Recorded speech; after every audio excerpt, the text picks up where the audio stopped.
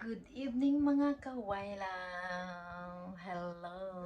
Ayan, si Yet po ay nagbabalik. Ayan. Wala na tayong upload madalas, walang live, puro short kasi po busy ako araw-araw. Dahil si Lola pag umalis, lagi akong sinasama.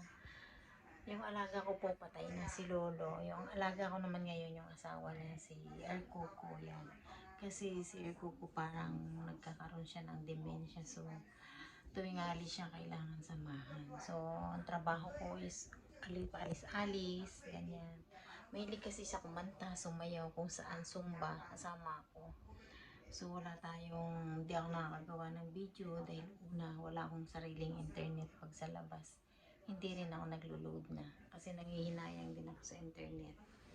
Ayan, dahil shinare sa akin ng kapatid ko yung video, kasi dati, ito yung bahay namin nung maliit pa kami.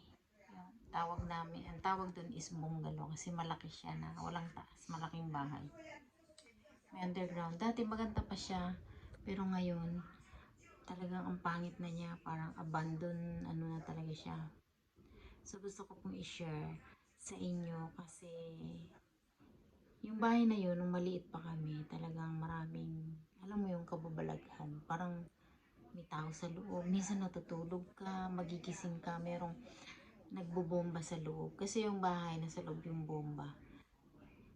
Parang may nagbobomba sa loob, tapos merong pumapalakpak, may parang may lumalakad. Maano mo talaga, may lumalakad, naglalaro, ganun. Tapos sa gabi, madalas makakarinig ka ng, alam mo yun, parang may humihila na ano, may humihila ng kadena, ganyan. So, basta nakakatakot siya. Tapos, nung nagpagawa kami ng, pero yung bahay na yun, hindi po amin yun na kay Lolo. Tapos, yung nagpagawa, nung naging poster child kasi ako dati, meron akong foster parents sa Netherlands.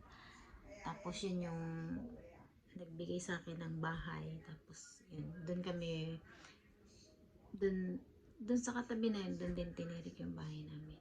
Tapos, yun nga, nung nandun na kami, tapos, nagkaasawa ako, may anak ako. Tapos, yung bahay na yun, di binagyo, ataw, yung Yolanda ba yun? Yung bagyong, di ko alam, unding pala. Yung bagyong unding, lilipad yung bubong ng bahay namin nila mama. So, ngayon, balik sila doon sa malaking, doon sa bungalow.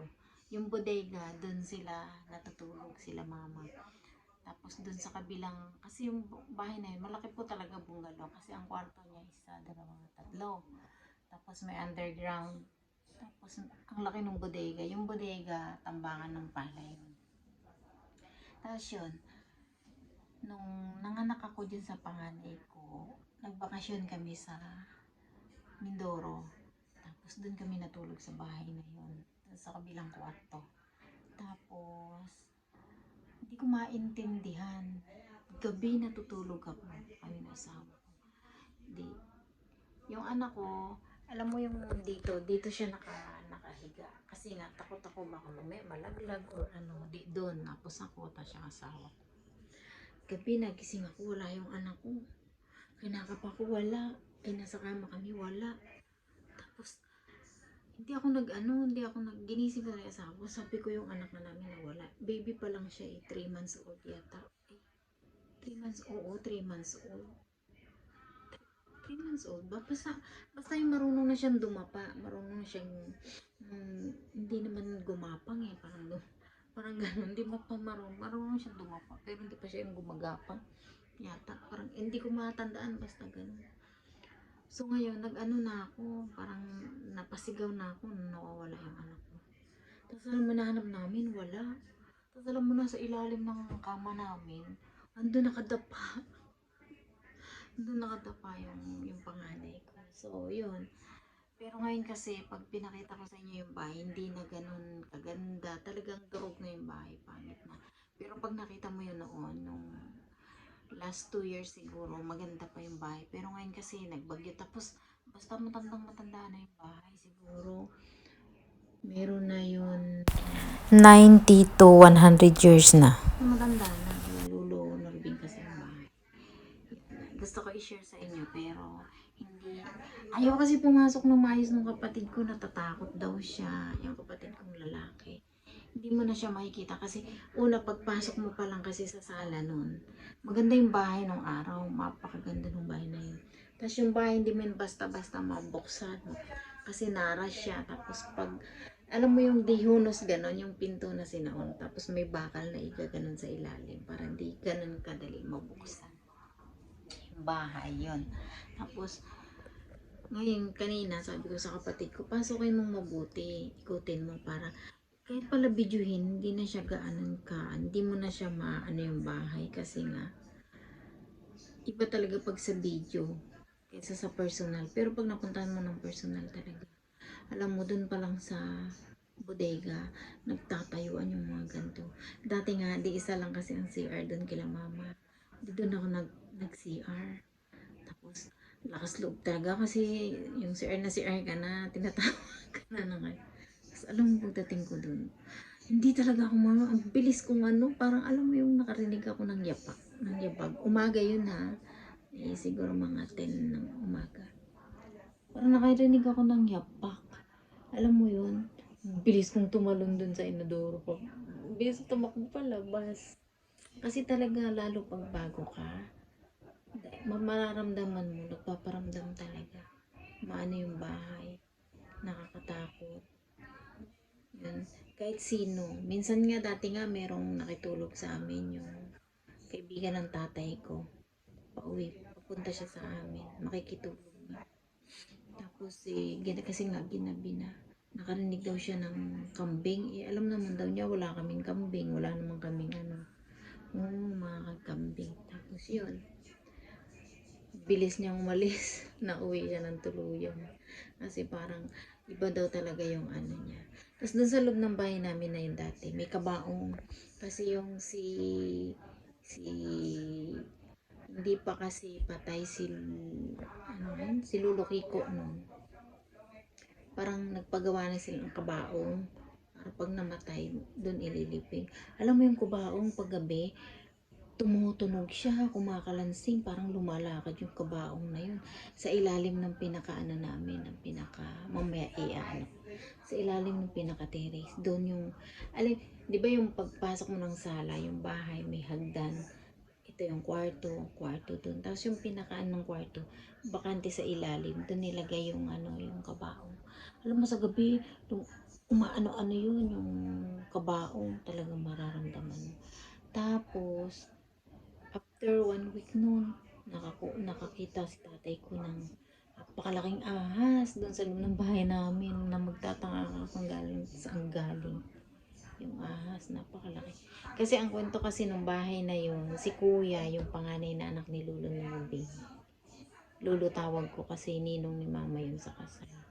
Tapos, ah, doon daw pinanganak. Tapos ngayon may kakambal na ahas sa wayata. Yan. Kaya kahit sinong nagtatawas-tawas, laging sinasabi na may tao daw na nakatira dun sa bahay, meron daw ahas dun sa bahay na dun nakatira sa tangke. Totoo naman kasi ang dami talagang ahas dun. Minsan masasalubong, minsan dadaanan ka sa paan. Hindi man mga gat. Ganun lang. So ayan, papakita ko sa inyo yung bahay. Konti lang yung video kasi takot nga yung kapatid ko. Tsaka hindi na katulad ng dati yung bahay na maganda. Kasi dati makita mo yung bahay napakaganda. Bungalow kasi nga, aninag mo talaga itsura ng bahay. Ang ganda. Pero ngayon makita mo yung bahay ang pangit, durug-durug na.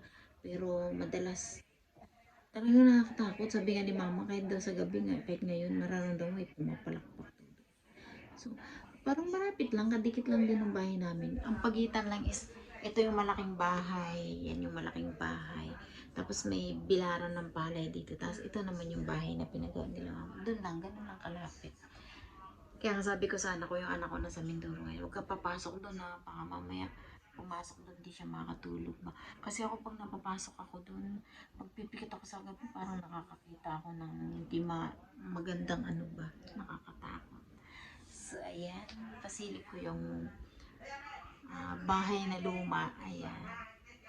Parang haunted house. Yung hindi pa yung durog haunted house talaga siya. Ayan. At ayan, ito na nga yung aming bahay nung araw na sinasabi ko kanina sa kinikwento ko sa inyo. Ang tawag po dyan is bungalow. Ayan, ito na yung nakikita nyo mga durog na wala ng pader. Yan po ay aming bodega nung araw, tambakan ng palay. Yan po, ayan, durog-durog na nga yung mga pader, pati yung mga kisame, yung bubong wala na rin, nilipad na rin ng bagyo. Ayan, dyan po. Yan, ang tawag po dyan is nung araw is bungalow, pinakamagandang bahay dyan sa lugar namin. Yan din yung pinakamalaking bahay. Pero yan po ay bahay, hindi po amin. Bahay ni Lolo na Rubing. Ayan, yung papasukin po natin susunod pagtapos ng bodega is yung kitchen. Ayan, dyan may dining table na malaki. Malaki po yan. Pag tiningnan nyo lang po maliit, pero malaki po yan pag napasok mo po yung bahay. Ayan yung dalawang pinto na may bumagsak na malalaking bloke ng semento, ng pader. Yan po ay banyo tsaka CR. At ito naman yung kitchen. Yan, dyan din nagluluto. May dirty kitchen po dyan sa likod ng bintana na yan. Yung mga bintana nga, mga salamin, durog-durog na din. Ayan yung mga kesame, wala na rin, bubong na lang natira. At pabagsak na din po sila. Ayan, yung napakalaking bahay po talaga yan nung araw. Diyan nakakatakot. Ito nakakatakot talaga. Ayan yung ilalim terrace, meron po diyang kabaong na nakalagay. Si Lolo po ay buhay pa noon. Nagpagawa na siya ng kabaong, diyan nilalagay. Tapos pag matutulog kami, ito yung kwarto pala. Yan yung kwarto, isang kwarto. Yan, sa ilalim na yan, dyan yung kabaong. Pag matutulog kami sa gabi, kumakalampag po talaga yung kabaong. Yan yung isang kwarto, yan yung kwarto naman ni mama at ni tatay nung araw. Diyan sila natutulog. Yan, malaki din po yan yung kwarto. Tapos, ayan, bagsak na nga po yung mga kisame at yero. Tanggal-tanggal na po talaga. Sira na po talaga. Ayan, o diba, ang laki. Meron din kami pugon. Ayan yung pugon. Ayan.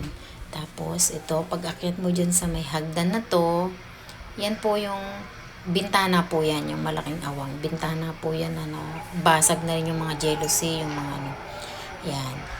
Yan yung pinto na to. Ito yung kwarto namin noon. Magkakapatid. 3 kaming babae dyan natutulog. Yan. Wala na rin yung mga bubog. Sira-sira na din. Durog na din. Pati yung mga bubong at kesame wala na. Tapos ito, may pinto po dyan. May cabinet. Yan po ay basement sa ilalim. Pag pumasok ka po dyan sa kwarto, hindi mo malalaman na may basement. Kasi cabinet po yan na may pinto. Ayan, dyan. Nung araw, dyan kami magkakapatid, 3, naglalaro kami dyan. Minsan dyan kami natutulog kasi may kama din po dyan nung araw. Alam mo yung kama, yung may spring, tinatalon-talon na namin magkakapatid. Diyan kami naglalaro. Tapos dyan sa kwarto namin may kama din. 3 kaming babae.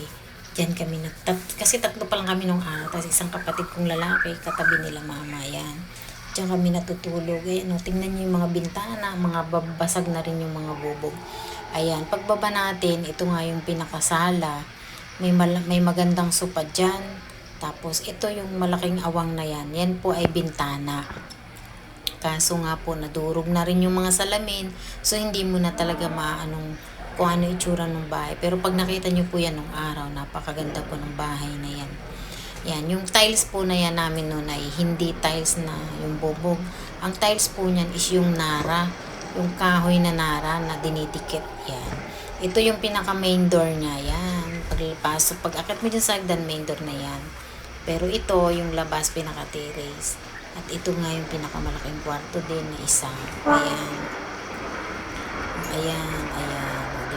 Yan ang main door bago ka pumasok sa sala. Kasi doon kanina, doon tayo dumaan sa bodega. At ito yung hagdan, yan, pababa dyan sa may ano. Nung araw, maraming halaman dyan. Maraming Doña Adela, San Francisco, Croton. Yun ang mga nakatanim po dyan sa bahay na yan. Napakaganda po nung araw yung bahay na yan. Talagang minsan magdadala kami ng banig. Dyan kami sa terrace nakahiga. Kasi nga dyan hindi lumulusot yung araw. Maganda.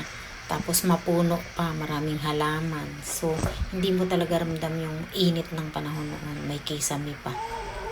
Ayan, dito rin kami naglalaro, 3 magkakapatid na babae dyan sa harap ng bintana ng basement. Ayan. Nung araw, hindi mo malalaman na may basement dyan. Kasi nga, yan, nung huli na lang pinalagyan niya ng bintana. Nung araw, wala yung bintana. Ganyan lang siya. Kaya pag nagsalita ka talaga dyan, umuugong. Yung alam mo yung salita mong marahan, ang ingay. Ang sakit sa tenga. Tapos dyan, may pinto po dyan. May basement pa po dyan sa pinakailalim. Yan. O diba, ang ganda nung bahay na yun nung araw. Pero ngayon, napakapangit, kinatatakutan. Kasi talaga po sa totoo lang, kung bago ka dyan sa bahay na yan, bisita, talagang makakaramdam ka na may tao talaga dyan sa loob. Sa totoo lang po. Minsan ako, pag sa CR, sa bahay nila mama, isa lang kasi ang CR. So, dyan kami magsi-CR nung buo pa yan. Alam nyo po, 2023, umuwi po ako dyan, buo pa yan. Pero ngayon na lang talaga, hindi ko maintindihan. Siguro kasi ninanakaw din ng tao yung mga ano, kasi yero, yung bubong, ano, yung kesame, yung mga kahoy-kahoy ninanakaw nila. Ayan. Diba, napakaganda ng bahay na yan, napakalaki. Bungalow nga ang tawag dyan ng mga tao. Yan ang pinakamalaking bahay nung araw dyan sa lugar namin. Pinakamaganda din.